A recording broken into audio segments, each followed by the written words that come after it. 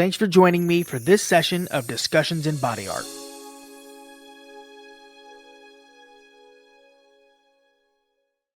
In body art safety, a common theme is using products according to the manufacturer's instructions for use, or IFUs. If you haven't already, you'll hear me say that again in different sessions, and my colleagues who also produce online content and deliver body art presentations will certainly say that as well. These instructions, or IFUs, include the intended application of a product, such as antiseptics for living tissues and disinfectants for hard surfaces. Practitioners tend to focus mostly on contact times for disinfectants and antiseptics, but how products are stored, disposed of, the recommended PPE, maybe ventilation, and what I believe is overlooked the most, expiration dates, are also important considerations. It's very easy to take products from a storage cabinet as needed and put them in the procedure area without paying close attention to when they expire.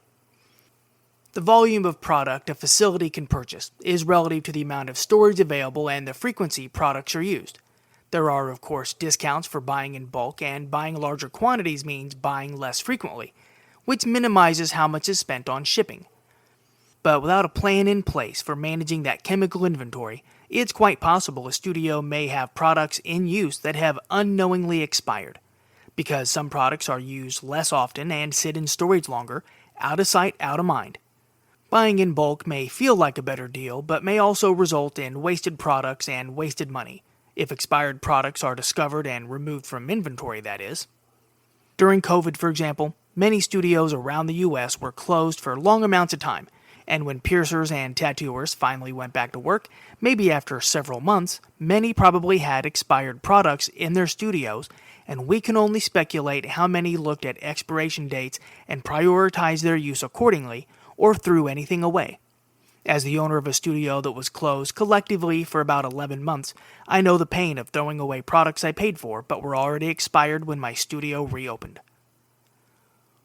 The expiration date refers to the expected stability and quality of a product up to a specific point in time when stored and used according to the manufacturer's instructions.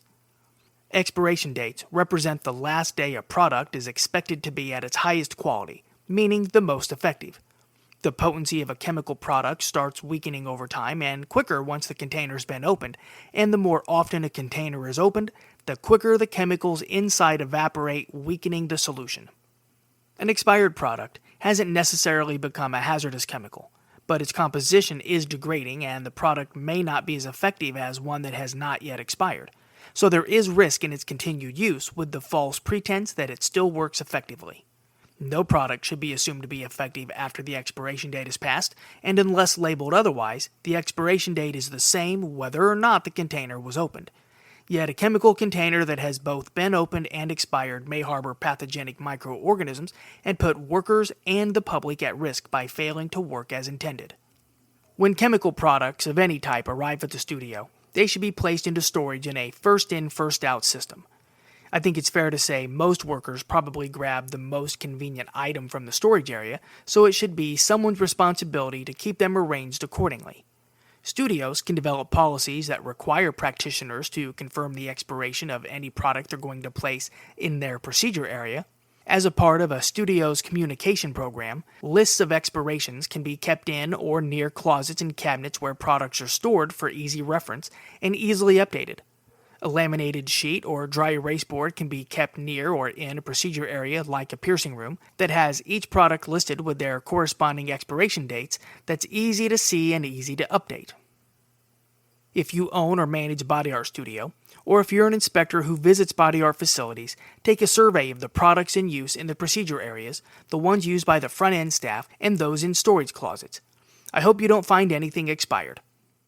Thanks for listening to the Discussions in Body Art podcast. I hope you found it useful. Questions, comments, and suggestions can be forwarded to john@newflowerstudio.com. If you enjoy my content, you can help me out by suggesting this podcast to your colleagues. Subscribe on Patreon for exclusive content and visit newflowerstudio.com/NFW/podcast to learn more.